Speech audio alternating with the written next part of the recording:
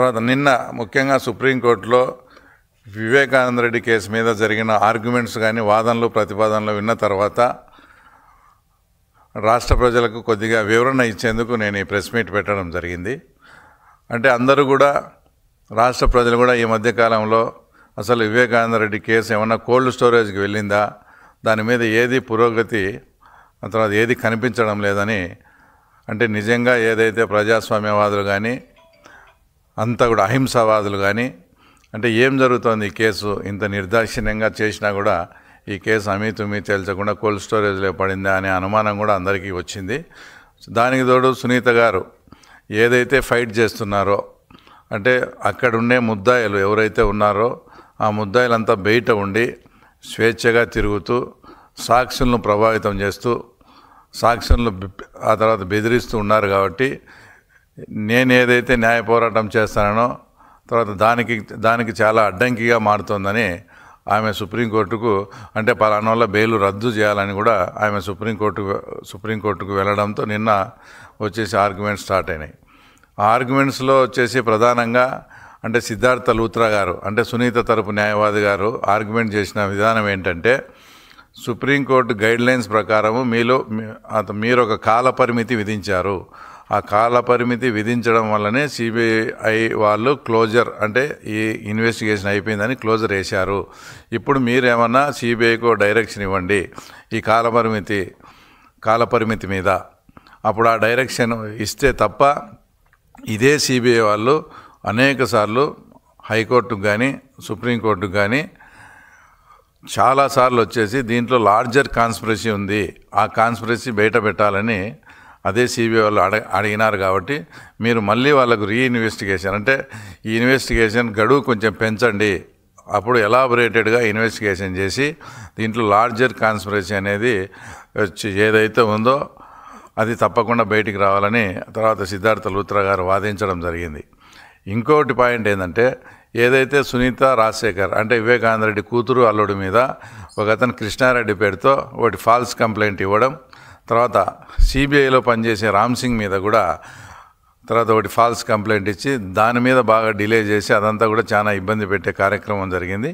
అవి కూడా అత్యున్నత న్యాయస్థానం సుప్రీంకోర్టు దృష్టికి తీసుకురావడంతో ఆ రెండు కేసులు కూడా ఫాల్స్ కేసెస్, వీటిని క్వాష్ చేస్తున్నామని కూడా చెప్పడం, అలాగే దాంట్లో రిటర్న్గా రాయడంలో కూడా ఇవి కేవలం చాలా దురుద్దేశపూర్వకంగా ఈ కేసులు వీళ్ళపై పెట్టడం జరిగింది అని కూడా అత్యున్నత న్యాయస్థానం కామెంట్ చేసింది. అంటే దీన్ని బట్టి వాళ్ళ అధికారాన్ని ఆ రోజుల్లో స్టేట్ గవర్నమెంట్ అధికారాన్ని ఏ విధంగా ఉపయోగించుకున్నారో కూడా దేశ అత్యున్నత న్యాయస్థానం దాంట్లో క్లియర్గా అంతా కూడా వివరించడం జరిగింది.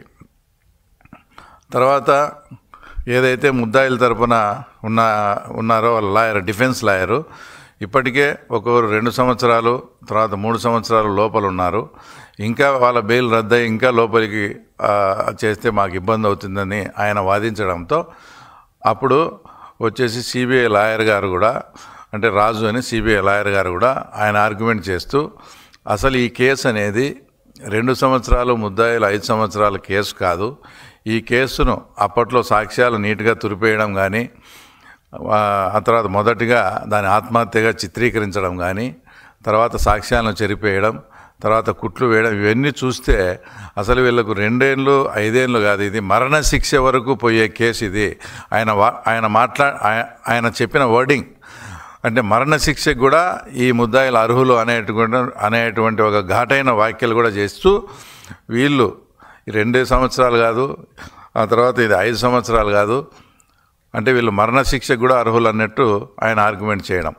ఇదంతా విన్న తర్వాత సుప్రీంకోర్టు ధర్మాసనం వచ్చేసి అంటే ఇంతకు మీరు ఏం అడుగుతున్నారు, ఇప్పుడు మీరు ఏమన్నా కస్టోడియల్ ఇన్వెస్టిగేషన్ అడుగుతున్నారా అంటే ముద్దాయిలను లోపలే పెట్టి ఈ కేసు విచారణ జరపమంటారా తర్వాత అని ఫస్ట్ క్వశ్చన్ అడగడం.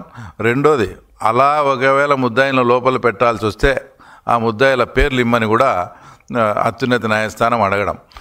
అప్పుడు సుప్రీంకోర్టు ఆ తర్వాత అప్పుడు సిబిఐ లాయర్ వచ్చేసి మాకు 9వ తేదీకి గడువు లోపల మీరు రిటర్న్గా క్లియర్గా అఫిడవిట్ ఇవ్వండి, ఏ ముద్దాయిలను లోపల పెట్టి కేసు విచారణ చేయాలి, కస్టోడియల్ విచారణకు మీరు అడిగినప్పుడు ఏ ఏ ముద్దాయిల్లో ఆ ముద్దాయిల పేర్లు కూడా ఇవ్వండి అని ఆయన క్లియర్గా ఒక డైరెక్షన్ కూడా ఇచ్చారు. అంటే ఇవన్నీ కూడా సునీత గారు ఏదైతే ఒక పోరాటం చేస్తున్నారో ఆ పోరాటానికి ఒక ముందు స్టెప్, అంటే ఒక స్టెప్ ముందుకు పోయినట్లు వచ్చేసి క్లియర్గా కూడా ఇదంతా కనిపిస్తుంది. దాంట్లో కూడా ఎవరైతే ఈ ముద్దాయిలుగా ఉన్నారో దేవిరెడ్డి శంకర్ రెడ్డి కానీ వాళ్ళ అబ్బాయి వచ్చేసి అక్కడ కడప జైల్లో దస్తగిరి ఉన్నప్పుడు అక్కడ పోయి ఆయన ప్రలోభానికి లొంగకపోతే భయపెట్టడం, ఆ ఇన్సిడెంట్ జరిగినప్పుడు నేను కూడా సహముద్దాయిగా అదే జైల్లో ఉండి తర్వాత నాతో కూడా స్టేట్మెంట్ తీసుకున్నారు. అంటే ఈ రకంగా వీళ్ళు సాక్షులను సాక్షులను భయపెడతారనే దానికి రెండో ఉదాహరణ వచ్చేసి ఈ మధ్యకాలంలో జెడ్పీటీసీ ఎలక్షన్ జరిగింది పులివెందుల్లో.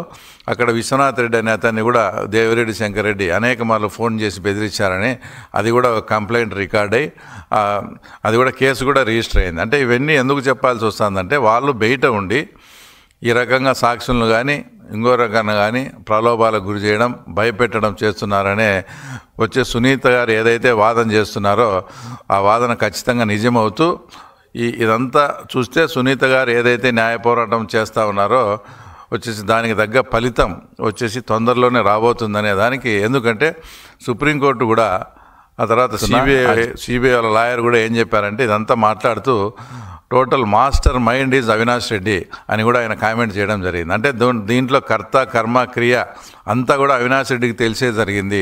Total master mind is Avinash Reddy అని. కాబట్టి సునీత గారు ఏదైతే వీళ్ళు బయట ఉంటే ఈ కేసు సజావుగా జరగదని అనుకుంటున్నారో ఆమె ప్రార్థన మేరకు సుప్రీంకోర్టు కూడా నిన్న జరిగిన దాన్ని బట్టి చూస్తే తప్పకుండా ఈ కేసులో చాలా ముందుకు పోయి సునీత గారు ఏదైతే అడుగుతారో ఆమె పోరాటానికి న్యాయం జరుగుతుందని కూడా వచ్చి ఖచ్చితంగా ఆశిస్తూ, రెండోది ఈ మధ్యనే జరిగిన బై ఎలక్షన్ మాట్లాడితే 2024లో 11